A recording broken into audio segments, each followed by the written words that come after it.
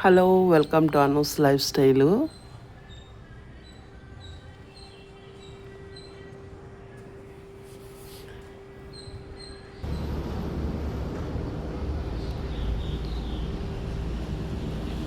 నేను పుట్టినప్పటి నుండి మార్చి నెల ఇంత పెద్దది ఎప్పుడు చూడలేదండి.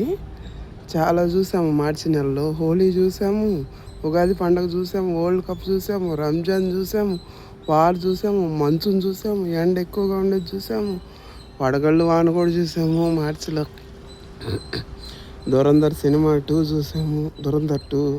ఉస్తాద్ భగత్ సింగ్ చూసాము, గ్యాస్ కొరత చూసాము, గ్యాస్ దొరకడం లేదు.